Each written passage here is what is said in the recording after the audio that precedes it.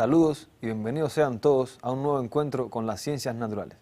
En este caso estaremos tratando sobre las fuentes que propician el desarrollo de la sociedad moderna, su influencia sobre el medio ambiente y sobre la salud del hombre. Pasemos a ver el tema de la clase de hoy.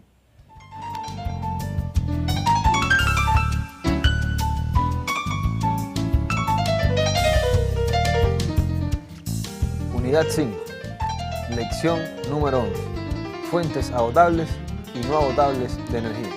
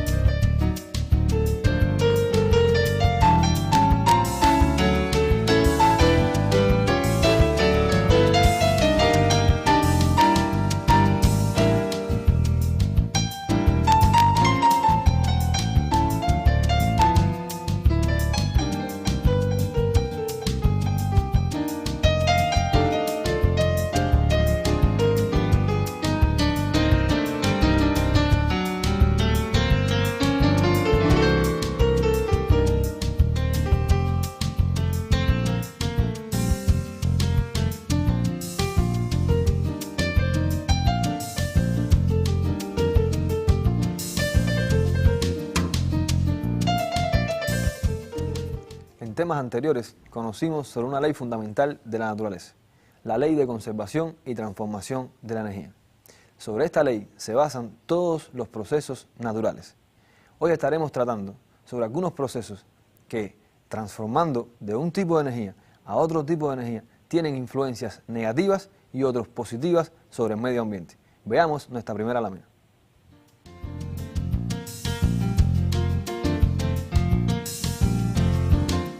La sociedad moderna se sustenta en la explotación de determinadas fuentes de energía.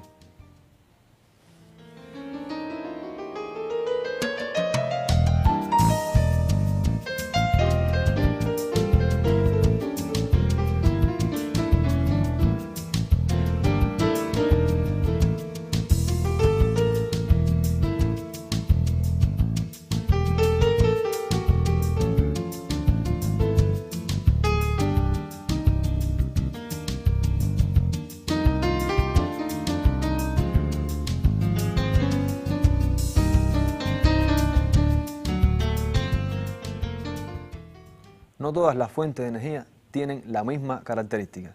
Unas se encuentran ubicadas en determinadas zonas geográficas y otras están distribuidas por todo nuestro planeta. Otras tienen influencias negativas y otras positivas. Veamos entonces clasificaciones de algunos tipos de estas fuentes de energía.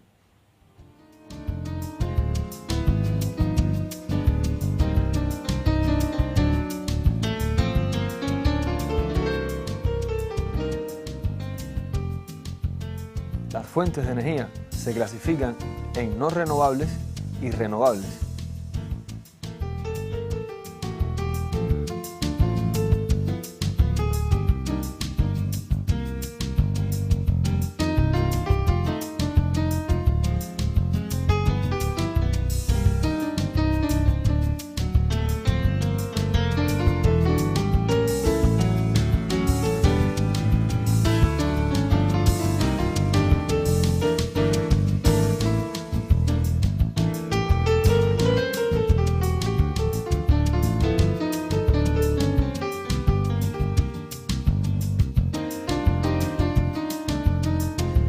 Las fuentes no renovables de energía se consideran aquellas fuentes energéticas que no pueden ser regeneradas por la naturaleza en cortos periodos de tiempo.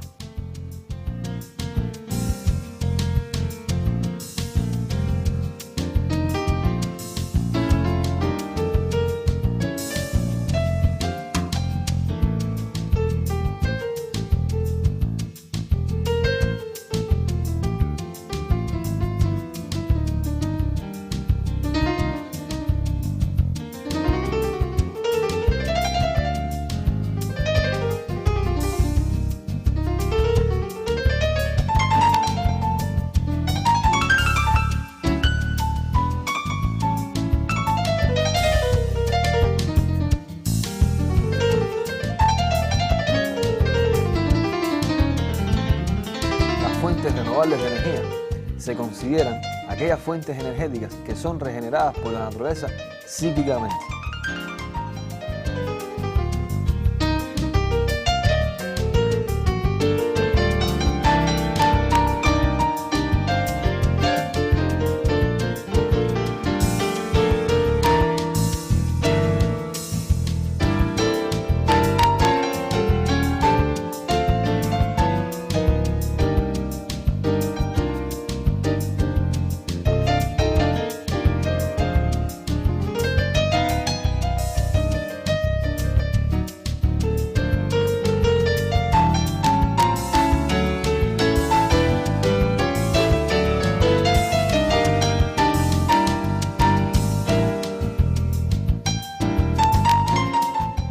Ahora pasaremos a hablar sobre aquellas fuentes de energía que no pueden ser regeneradas por la naturaleza en cortos periodos de tiempo.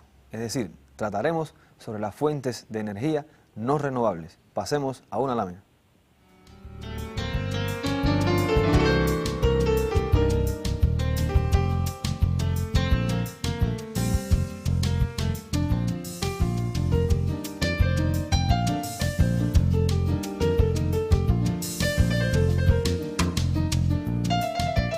En la imagen está representada cuáles son las fuentes no renovables de energía.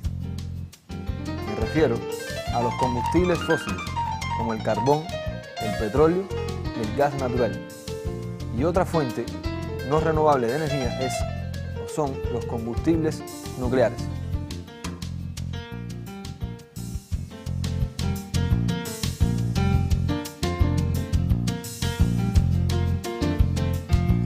El uso de los combustibles fósiles, como el carbón, genera la acumulación en la atmósfera de gases contaminantes tales como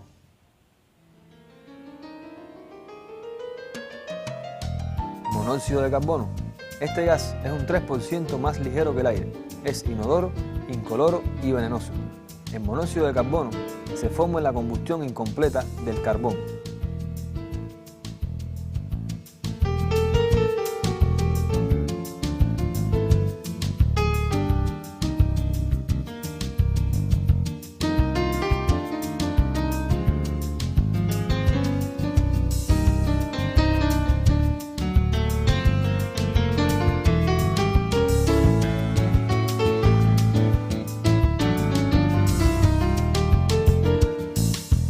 Otro gas emitido por el uso de las fuentes no renovables es el dióxido de carbono. Este gas incoloro e inodoro se forma en la combustión del carbono en presencia de oxígeno.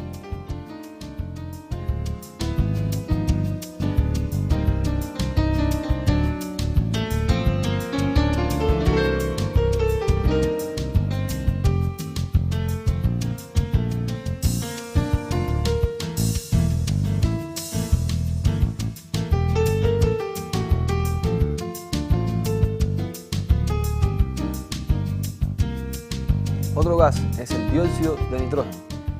Este gas carmelita amarillento es altamente reactivo, que junto con los combustibles contribuye a la formación del smog y se forma en la quema a elevadas temperaturas de los combustibles.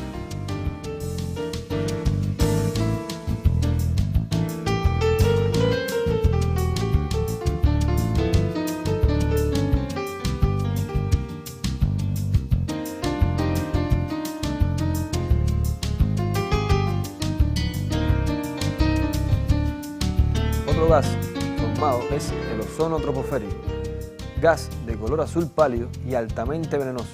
Es el principal componente del smog y se forma en la reacción de ciertos combustibles y los óxidos nitrogenados.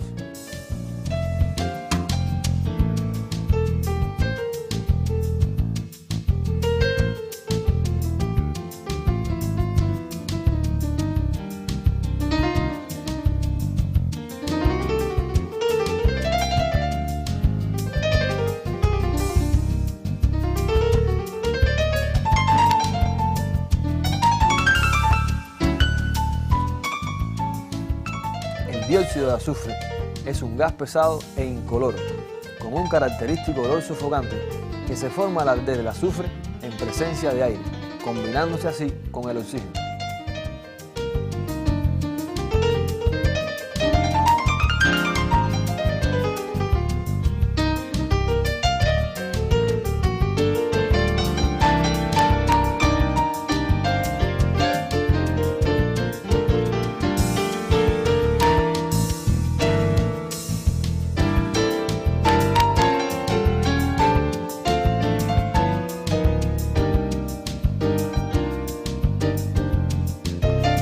Estos gases traen como consecuencias ciertos problemas a escala global. Uno de ellos es la afectación de la capa de ozono.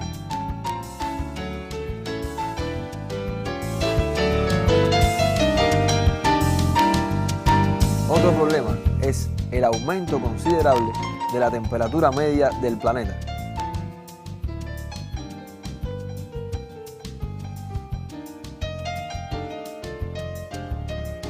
Otro es la desaparición de especies.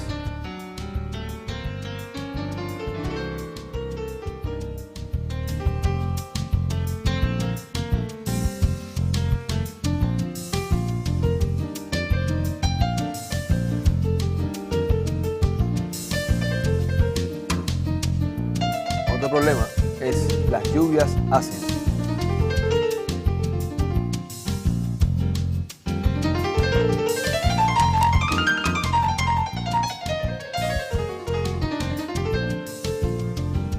Y un problema relacionado con la economía de los países es la gran desproporción en el dominio de los recursos energéticos. Este problema está vinculado a que las fuentes no renovables de energía se concentran en determinadas regiones geográficas. Ahora pasaremos a ver los problemas de estos gases relacionados con la salud del hombre.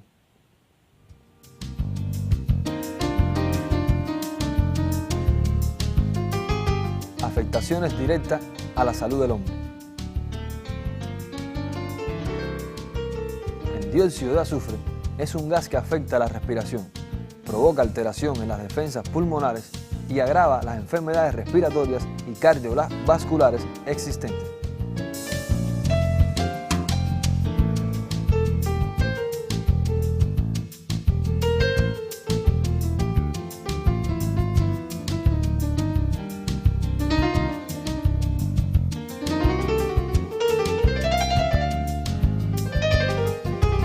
El monóxido de carbono es un gas venenoso que impide la absorción de oxígeno y produce asfixia.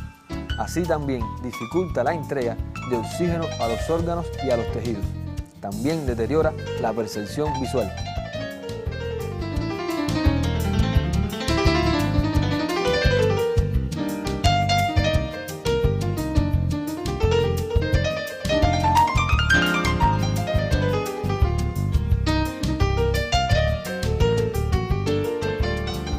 El dióxido de carbono es un gas que provoca náusea, afecta las vías respiratorias y este gas, al ser respirado, se une a la hemoglobina de la sangre, provocando asfixia mortal si su proporción alcanza un 1%.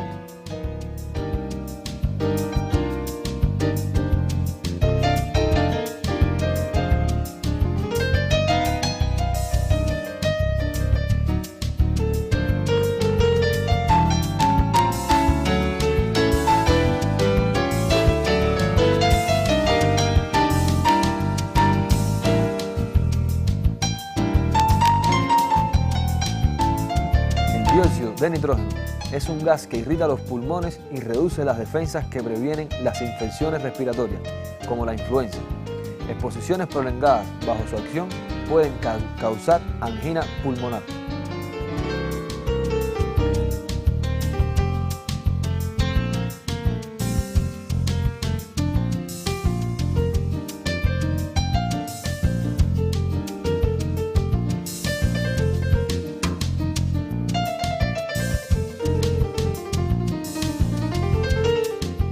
El ozono, este gas a altos niveles afecta a personas con deficiencias en el sistema respiratorio, tales como asmáticos. Exposiciones a concentraciones bajas de ozono reducen en gran medida las funciones normales de los pulmones.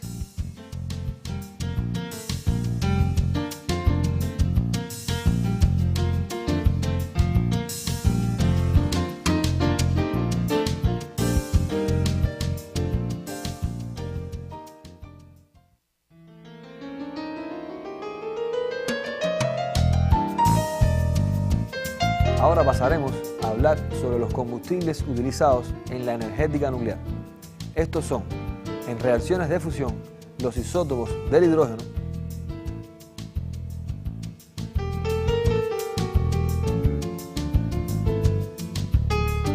y en reacciones de fisión, el uranio, el plutonio y el torio. Estos son combustibles basados en átomos pesados.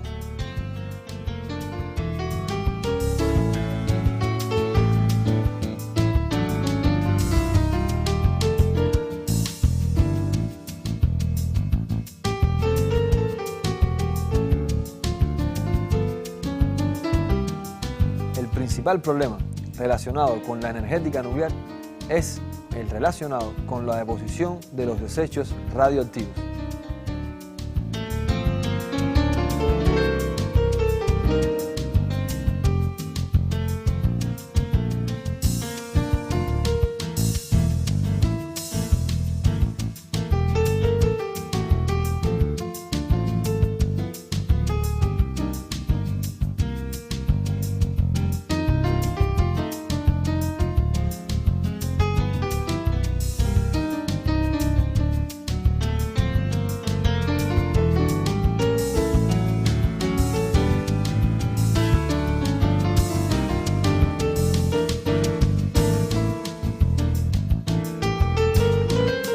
Una central nuclear en funcionamiento normal emite radioactividad en pequeñas cantidades hacia el aire mediante la expulsión de gas radioactivo.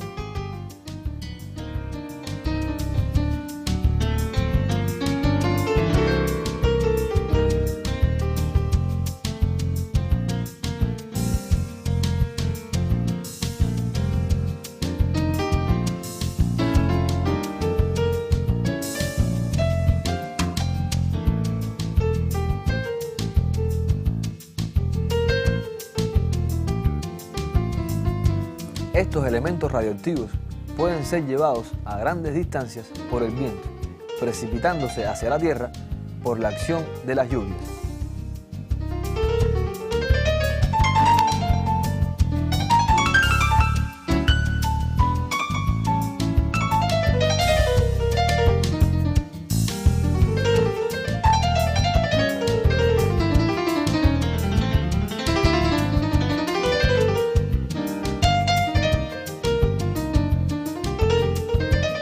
Las enfermedades relacionadas con la exposición a la radiación son las quemaduras cutáneas y a largo plazo el aumento del riesgo a desarrollar cáncer, la anorexia, caída del cabello, daños en la médula ósea, esterilidad permanente, mutaciones en las células y hasta la muerte.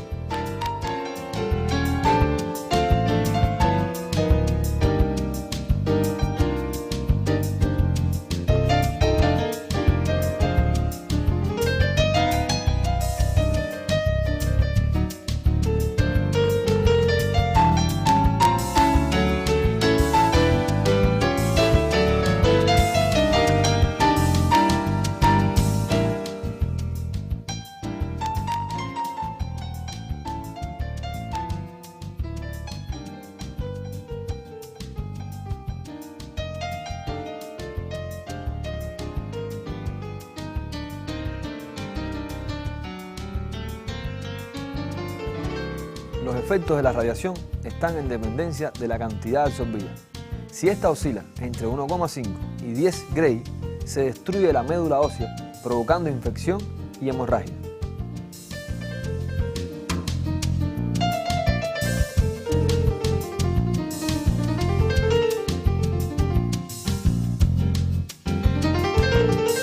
Cuando las dosis de radiación son superiores a los 40 Gray, se produce la pérdida de fluidos.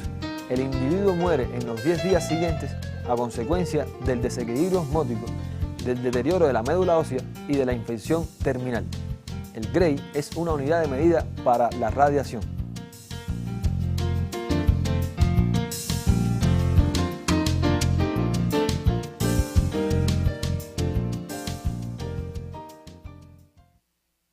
Ahora pasaremos a ver un material relacionado con el uso y la explotación de los combustibles fósiles.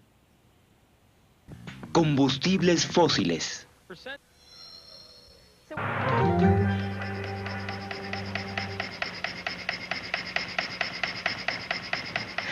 Estamos en un taller locomotivo en el Parque Fort Edmonton. Aquí es donde se realiza el proyecto de renovación en locomoción de vapor.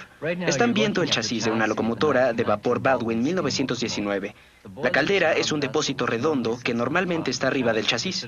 Está en otras instalaciones para ser reconstruido. Después de 77 años de uso, necesita una buena reconstrucción. La gran mayoría de locomotoras de vapor de esa época quemaban carbón. Era barato, fácil de obtener, podían almacenarlo a lo largo de las vías y resurtir de acuerdo a las necesidades. Muchas otras locomotoras ligeras que se usaban en ramales, quemaban leña, porque también era barata y abundaba en todas partes. Eran las dos fuentes principales de combustible. Años más tarde, comenzaron a quemar petróleo. ¿Y qué tenemos aquí? Un trozo de carbón. Que en realidad es materia de plantas muertas comprimida durante miles de años. Cuando el carbón se quema, libera energía térmica. ¿Saben de dónde viene esa energía térmica? Si el carbón fue materia de plantas en alguna época, la energía almacenada debe venir de las plantas. Quiere decir que antes de eso debe haber venido del sol. En otras palabras, cuando quemas carbón, estás liberando energía potencial química que se originó en el sol. De hace miles de años. Antigua luz del sol. Vaya. El fuego, en este modelo pequeño, utiliza alcohol. Pueden ver la flama aquí abajo. La sección de arriba, esta redonda, se llama caldera. La caldera se llena de agua hasta este nivel y arriba se almacena el vapor. El vapor sube por esta válvula, por este tubo y llega hasta el chasis del motor. Hay una válvula aquí adentro que sube y baja y dirige el flujo del vapor a la parte de arriba o al fondo del cilindro. Es la presión de ese vapor dentro del cilindro actuando sobre el pistón, lo que mueve al pistón de arriba a abajo, y conectado al volante es lo que mueve al motor. ¿Y qué pasa cuando agregas energía térmica al agua? Si agregas suficiente energía térmica, transforma el agua de líquido a gas, vapor de agua. ¿Por qué? Porque cuando agregas energía a un sistema, las moléculas ganan energía. Lo que pasa con las moléculas de agua es que se agitan tanto que necesitan más espacio entre ellas. Este es un modelo de motor de vapor. ¿Qué creen que pasará si inyectamos vapor en este tubo? ¿La presión del vapor moverá los pistones? Suena razonable. Una vez que se crea vapor, se almacena en la parte de arriba de la caldera, luego se transmite por una serie de tubos a este recipiente. Esta es una válvula ubicada sobre el cilindro. El vapor entra al cilindro y presiona contra el pistón. El pistón transmite su fuerza por estas varillas, lo que hace que las ruedas se muevan, como una tetera en la estufa. Cuando hierve, el agua desaparece. El agua tiene que ser reemplazada en la caldera a intervalos constantes, pero el suministro de esa agua se hace en la forma de un carro que se jala detrás del motor y se llama tender. El tren va a resurtirse a una torre de agua. Esa torre es un tanque enorme que está cerca de las vías y bombea el agua a un tanque. Cuando el tren llega y se detiene, el surtidor baja y rellena el tender. El agua baja por gravedad del tanque al tender que está atrás del tren.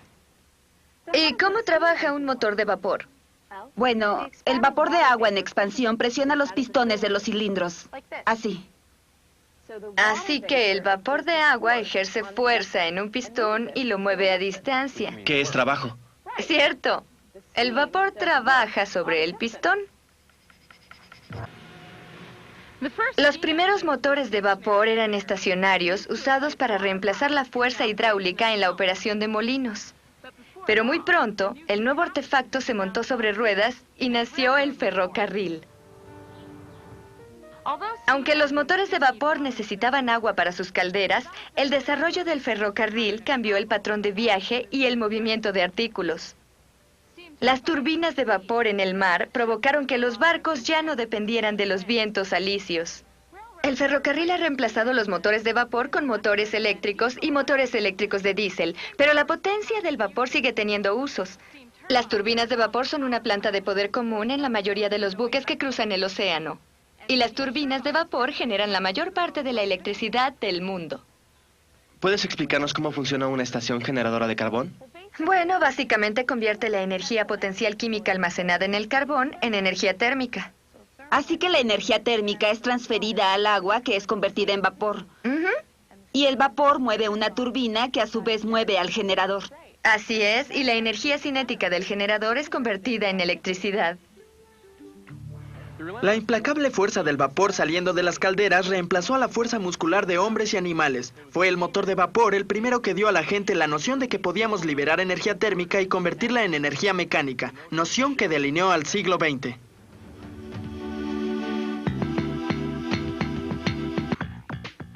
Combustibles fósiles. ¿Puedes explicar la conexión entre las plantas, el petróleo y el gas? En los primeros océanos que existían aquí hace 350 o 400 millones de años, había animales marinos y plantas que crecían en esa atmósfera. Y por el proceso de fotosíntesis del sol, las plantas al cabo de muchos años se convirtieron en productos que después se convirtieron en carbonos y productos de hidrocarburos. ¿Hay diferentes tipos de petróleo y gas formados por materia orgánica diferente? Sí, las hay de las diferentes materias orgánicas y también del tipo de medio ambiente en que esa materia orgánica se desarrolla o queda atrapada. Intervienen los sedimentos y las capas superiores de las rocas y crean los diferentes tipos de petróleo crudo. Esto ocurrió hace millones de años. Así que atrapó muchos hidrocarburos y ahora hemos podido rastrear a la roca que los produce y encontrar muchos hidrocarburos por toda Alberta. ¿Así que es el proceso de refinado lo que convierte los petróleos fósiles en energía utilizable? Sí, cuando producimos petróleo de un pozo se llama petróleo crudo. Es un petróleo con un montón de productos en él. No son utilizables en su forma presente. Cuando pasan por el proceso de refinado son destilados y los productos más ligeros salen a la superficie y los más pesados se van al fondo para que los usemos tú y yo en situaciones domésticas. ¿Y qué es el petróleo crudo? El petróleo crudo es petróleo sin procesar, que es una mezcla de hidrocarburos gaseosos, líquidos y sólidos, compuestos principalmente de los elementos de carbono. Las propiedades químicas y físicas del petróleo crudo varían significativamente y pueden ser calificados como ligeros o pesados dependiendo de su densidad y viscosidad. En Alberta somos afortunados de tener reservas convencionales y no convencionales. Al petróleo derivado de arenas oleíferas es más correcto llamarlo betún. Es explotado, extraído y procesado en petróleo crudo sintético. Este petróleo crudo suministra como el 20% de las necesidades de Canadá actualmente y en 25 años podría suministrar el 50%. ¿Y cómo obtienes energía del petróleo crudo? En su estado crudo, el petróleo tiene un valor mínimo. Tenemos que introducir energía para sacar energía. ¿Energía en qué forma? Energía en la forma de refinación, que es una serie de procesos donde el petróleo crudo es convertido por medios químicos y físicos en algo más útil. Debe ser calentado por combustión y vapor para que se craquee, se fraccione y esencialmente se destile. Esto debido a que los hidrocarburos están configurados de forma diferente. Hidrocarburos como parafinas, naftas y aromas. ¿El petróleo crudo puede ser convertido en otros tipos de energía?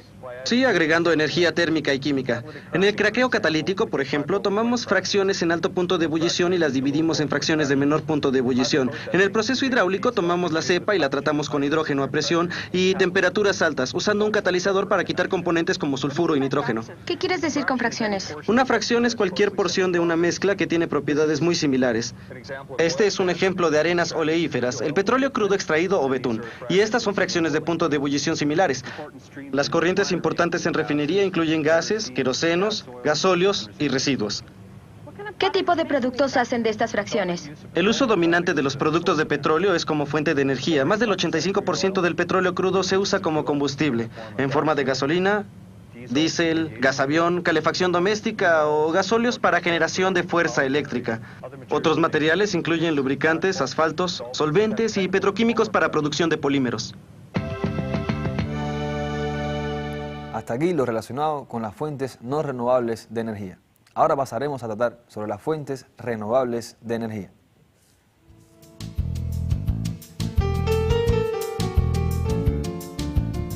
Algunas fuentes renovables de energía son la energía eólica, la energía hidráulica, la energía de la biomasa y la energía solar.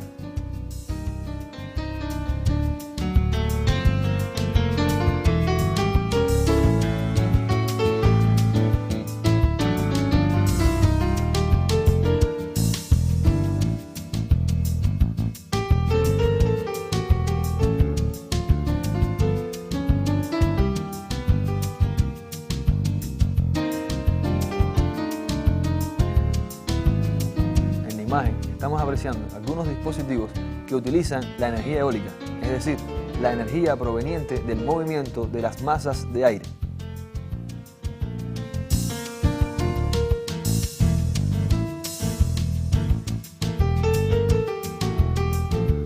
Otra imagen que apoya lo anteriormente dicho.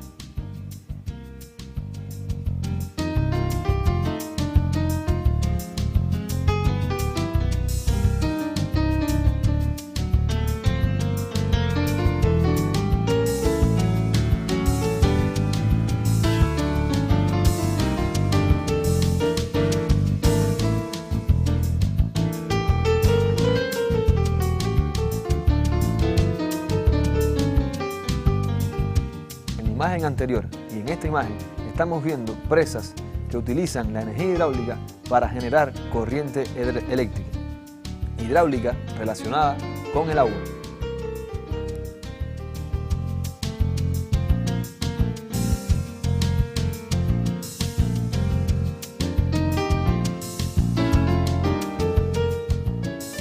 Ahora pasaremos a ver los conceptos de energía hidráulica, eólica, de la biomasa y solar.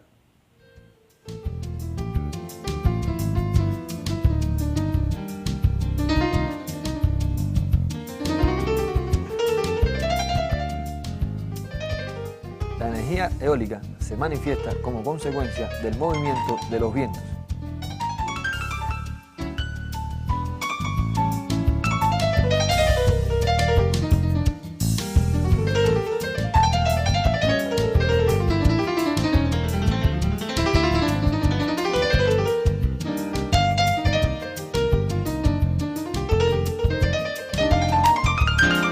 La energía hidráulica se relaciona con el movimiento de las masas de agua cayendo desde cierta altura a un nivel inferior.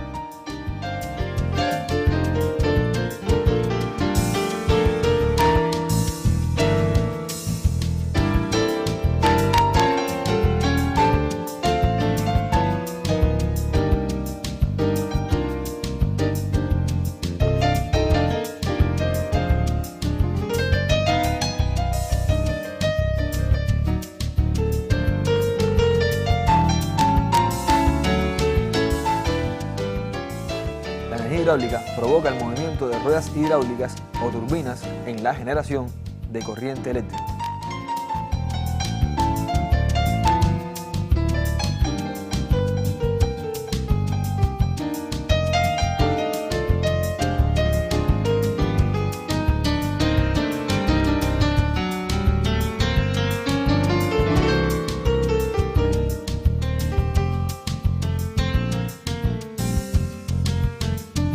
La energía de la biomasa es aquella que procede de la madera, residuos agrícolas y el estiércol.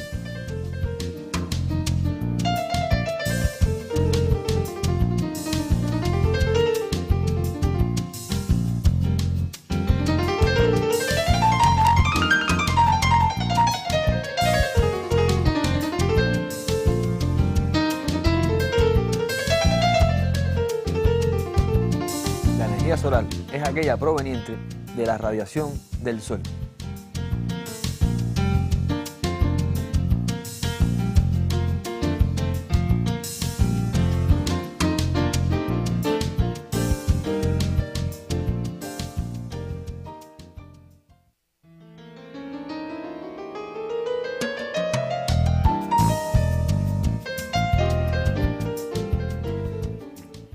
Pasemos ahora a ver dos materiales preparados para ustedes relacionados con las fuentes renovables de energía.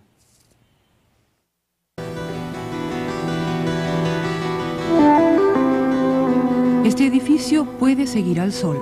De este modo, en los meses de invierno se puede aprovechar más energía solar que en una casa convencional. Y si en verano hace mucho calor, basta con girar las habitaciones hacia una posición de sombra. Aquí lo vemos a cámara lenta. El sistema giratorio es relativamente económico.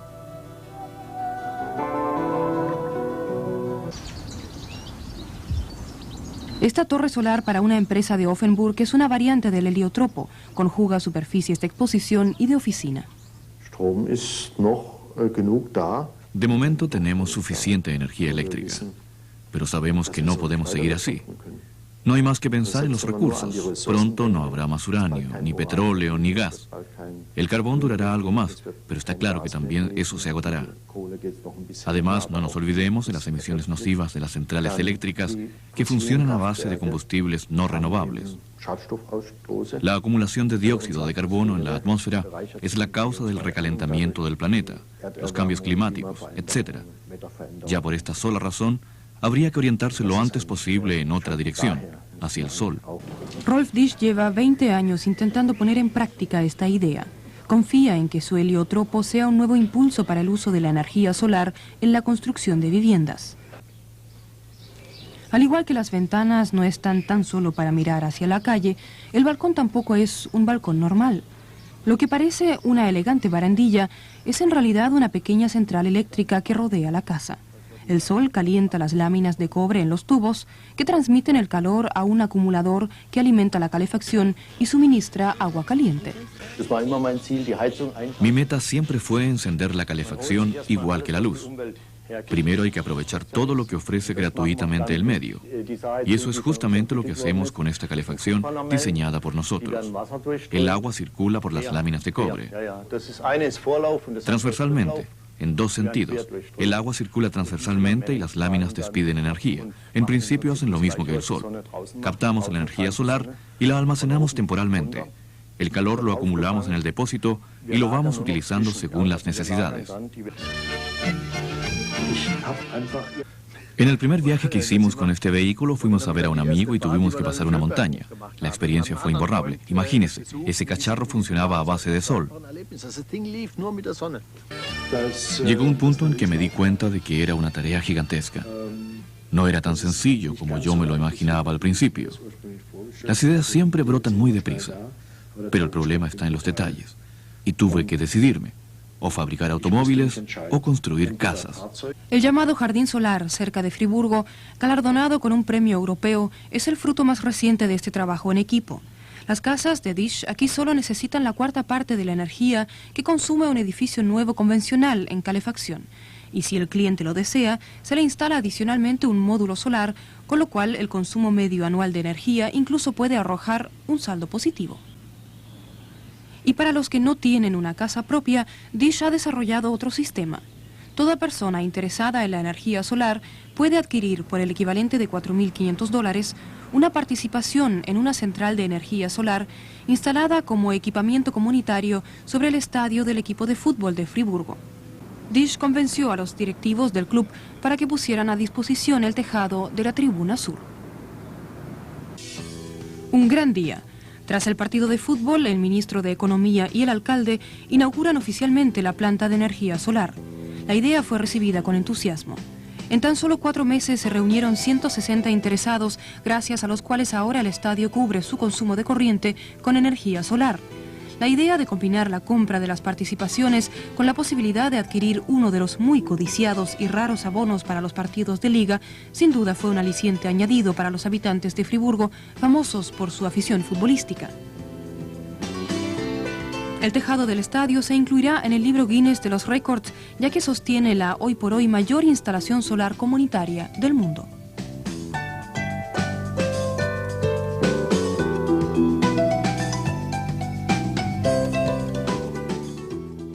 En Friburgo, los partidos nocturnos se juegan ahora con luz artificial procedente de la planta solar del propio estadio. Disch y sus colaboradores han fundado una asociación para difundir la energía solar. Tejados los hay de sobra. Pero el arquitecto se gana el pan construyendo casas, y si son casas solares, tanto mejor. Así es como funciona una planta hidroeléctrica.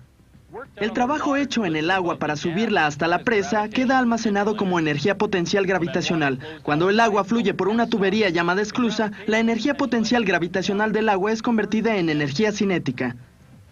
En el fondo de la tubería hay una turbina de alta tecnología especialmente diseñada. Y cuando el agua golpea las aspas de la turbina, la energía cinética del agua se convierte en energía cinética de la turbina. Y es convertida en energía cinética del generador, que se convierte en energía eléctrica. Podemos concluir entonces que existen dos fuentes principales de energía, las fuentes no renovables y las fuentes renovables.